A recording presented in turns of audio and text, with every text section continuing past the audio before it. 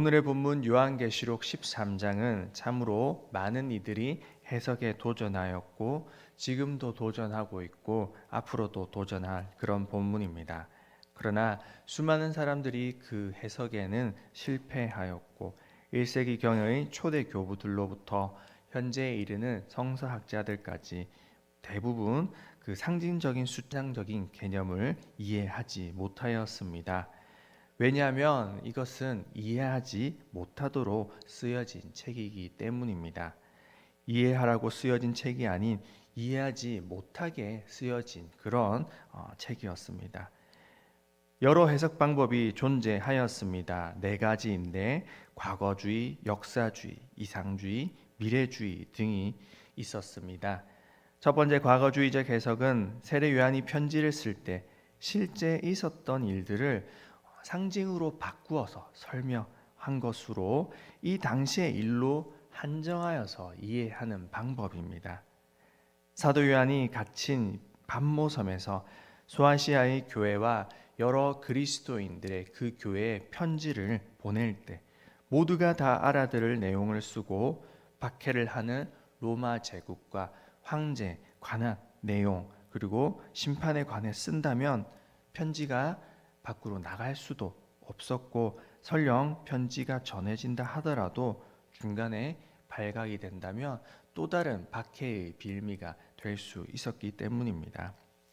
그런 과거주의 해석 방법이 있다라면 두 번째는 역사적 해석법으로 사도 요한의 시대부터 지금까지 이어지는 역사를 그대로 기술한다라고 보는 것입니다. 문자주의적 해석에 가까운 그런 해석입니다. 그러나 어떤 부분은 실제로 보고 어떤 부분은 영적 상징으로 보는 등 일관적 해석은 아니기에 제대로 된 해석은 아닙니다. 세 번째는 아예 영적으로만 해석하는 영적 해석법이 있습니다. 요한계시록의 사실들이 문자적으로 실현되었던 것으로 보지 않고 다만 하나님께서 인류 역사에 대해 행하시는 그 영적인 원리를 제시하는 그런 계시록으로 보는 해석 방법입니다.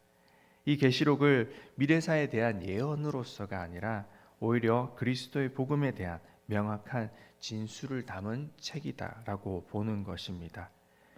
그러나 계시록에 나오는 역사적 사건들을 부인하고 그 영적인 원리만을 제시한다는 점에서 완벽한 해석 방법이 될 수는 없습니다. 네 번째로는 1장에서 3장까지 이 소아시아의 7교회에 보내는 편지까지는 역사적 사실로 보고 4장부터는 마지막까지는 이제 영적으로 이해하는 그런 미래주의적 해석법이 있습니다. 이는 종국사적 해석법으로 불리우는 것으로 본서의 1장에서 3장은 기원 후 AD 100년경까지 다 이루어졌고 4장부터 18장은 예수님의 재림 직전에 혹은 예수님의 공중 재림과 지상 재림 사이에 다 이루어질 것이라고 보는 그런 해석법입니다. 그러나 이마저도 완벽하다라고는 볼 수 없습니다. 어떤 것은 역사적 사실로, 어떤 것은 미래의 상황만을 이야기한다라고 이해하는 것은 이상적으로 보여질 수도 있지만 이 해석 방법으로도 지금까지 기독교는 수많은 실패 사례들을 보여주었기 때문입니다. 종교개혁 시기에는 오늘 본문의 두 짐승을 교황으로 보기도 하였고 1차, 2차 세계대전 당시에는 전쟁을 일으킨 상대 나라 혹은 당시에 독일의 히틀러로 보기도 하였습니다. 오늘날 이단들 역시 이 해석 방법을 가장 즐겨 쓰고 있으며 신천지 혹은 종말론을 따르는 그런 교회 혹은 선교단체에서도 이것을 자신의 입맛대로 그렇게 해석하여 사용하곤 합니다. 그래서 이 요한계시록은 다른 성경과 마찬가지로 해석하는 것이 가장 좋다라고 여겨집니다. 창세기와 출애굽기 혹은 여러 가지 복음서들과 마찬가지로 그 기록들이 그때 당시에 있었던 일들이지만 오늘날 우리가 성경을 통해서 묵상을 통해서 큐티를 통해서 하나님의 뜻을 알게 되고 오늘을 살아가는 우리에게 적용하는 것처럼 과거에 있었던 사실이지만 오늘 나에게 적용할 수 있다라는 것이 적용하는 것이 가장 좋다라고 생각합니다. 과거주의적 해석과 미래주의적 해석을 함께 적용하는 것이죠. 어쨌든 서론이 길었는데 지난 1장에서 목사님께서 한번 언급해 주셨지만 다시 한번 말씀드리고 오늘은 그런 관점에서 다른 성경들처럼 역사적 사실로서 그리고 현재를 살아가는 우리에게 주시는 말씀으로서 계시록 13장을 간단히 해석하고자 합니다. 본문 앞 12장에서 마지막 절은 사탄이 마치 자신의 부하를 소용돌이 치는 물에서 불러내려는 듯 바다에 서 있는 장면을 묘사합니다. 여자를 쫓아가지 못하게 된 사탄은 여자의 후손을 멸망시키기 위해 자신의 악한 무리를 불러내는데 13장에서 우리는 사탄이 믿는 자들과 전쟁을 수행하는 데 사용하는 두 마리의 대리자, 두 짐승을 보게 됩니다. 첫 번째 짐승은 바다에서 나옵니다.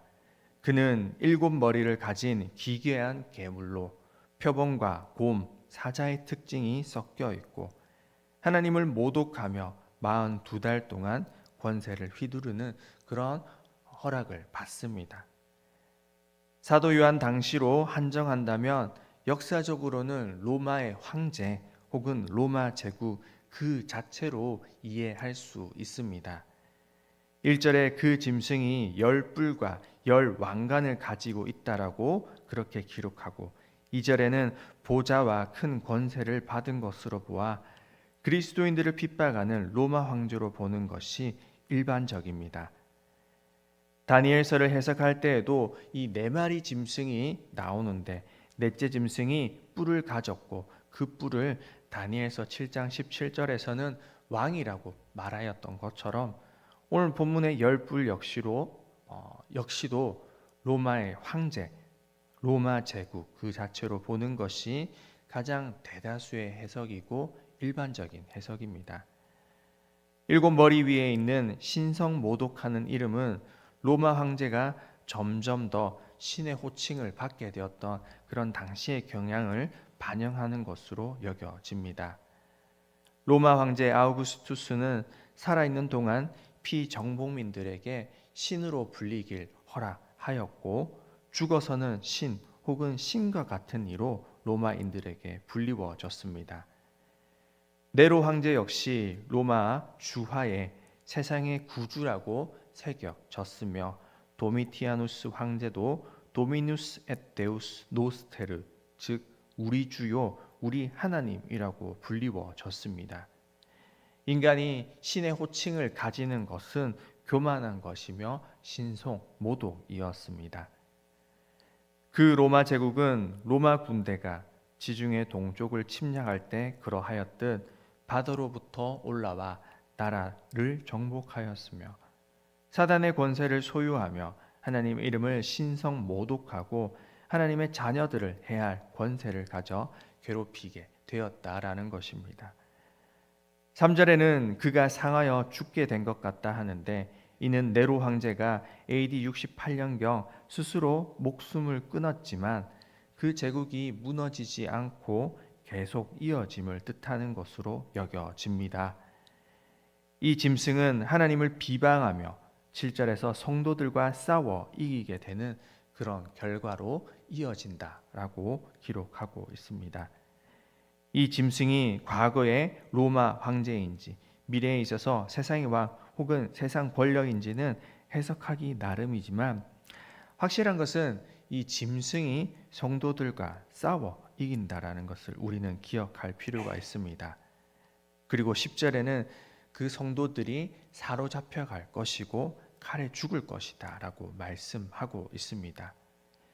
여기에서 성도들은 싸워서 이기고 있습니까? 그렇지 않습니다.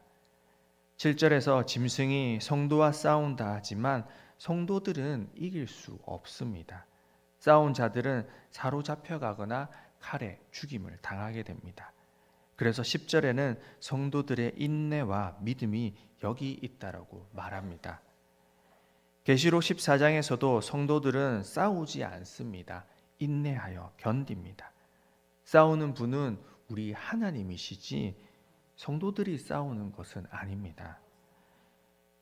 또한 용에게 주어지는 권세, 짐승에게 주어진 권세는 결국 누구로부터 나오느냐? 우리 하나님으로부터 나온 것입니다. 우리 하나님이 허락하신 범위 안에서 이루어진 것인데 중요한 것은 이 성도들이 싸움의 주체가 되어서는 안 된다라는 것입니다. 오늘날 수많은 이단들과 종말론적인 해석에 빠진 그런 교회들에서는 마지막 때의 성도들이 싸운다라고 잘못 이해하고 있는데 기억해야 할 것은 우리는 싸움의 주체가 아닙니다. 싸우는 분은 우리 하나님이십니다. 요한계시록 19장에서도 백마를 탄 예수 그리스도께서 공의로 심판하시고 하늘에 있는 군대들이 그를 따라오며 그의 입에서 나오는 검으로 만국을 심판한다라고 그렇게 기록하고 있습니다. 오늘날 종말론과 잘못된 해석을 따르는 교회와 성도들은 마지막 때에 싸워야 하는 것으로 잘못 알고 사단의 계략에 맞서서 무엇인가 행동으로 집회를 열어야 되고 맞불 집회를 열고 혹은 지금 대선과 같은 그런 상황에서 투표로 세상의 권세들을 이겨야 한다라고 그렇게 해석하면서 가르치고 있습니다. 이단 혹은 귀신론에 빠진 이들은 영적 전쟁을 강조하고 그 영적 전쟁을 수행하는 것을 상당한 자부심으로 느끼곤 합니다. 그러나 사탄과 싸우는 것 자체가 그 사탄이 깔아놓은 판 안에 들어가는 것이고 그 안에서 절대 싸우면 안 됩니다. 예수님도 사단에게 시험 받으실 때 사단에게 그 거짓말에 직접적으로 대꾸하지 않으십니다. 사단이 이 세상을 주겠다라는 그 사탄의 거짓말에 예수님은 그것이 왜 네 거냐라고 말씀하시지 아니하시고 그 판에 들어가서 변론하신 것이 아닌 그저 신명기의 말씀으로 대적하셨습니다. 우리는 싸움의 주체가 아닙니다. 전쟁은 하나님께 속한 것이고 그리스도인들에게는 인내와 믿음이 요구된다라는 것을 우리는 기억해야 합니다. 임박한 핍박이 교회에 들이닥칠 때 기독교 역사에서 순교자들은 싸우지 않고 그것을 받아들이고 믿음으로 대면하였다는 사실을 기억하며 우리 역시도 그러해야 할 것입니다. 두 번째 단락 11절부터는 또 다른 짐승이 땅에서부터 올라옵니다. 첫째 짐승이 황제 혹은 황제 숭배를 강요하는 로마 제국이었더라면 둘째 짐승은 이 로마를 도와 황제 숭배를 전파하던 제사장들 혹은 종교 세력을 칭하는 것으로 여겨집니다. 두 번째 짐승의 역할은 사람들이 이 첫 번째 짐승을 경배하게 하는 것이고 그 목적을 이루기 위해 기적을 행하기도 합니다. 경제적인 배척과 죽음에 대한 위협을 통해 모든 사람들이 짐승의 우상을 경배하게 만들고자 그렇게 합니다. 이런 제사적인 역할은 그 둘째 짐승이 종교 권력임을 보여줍니다. 사도 요한의 시대에 있었던 황제 숭배를 강요하는 그런 책임을 지고 있었던 제사장들과 아시아 지역의 의회를 가리키는 것으로 그렇게 이해하곤 합니다.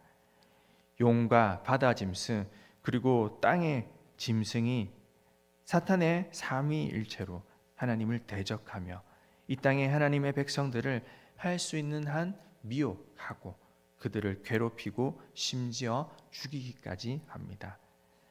16절에서는 그가 모든 자들에게 그 오른손에나 이마에 표를 받게까지 하는데 이는 요한계시록 7장에 나오는 하나님의 종들의 이마에 인치는 것을 모방한다라는 것을 우리는 또한 알 수 있습니다.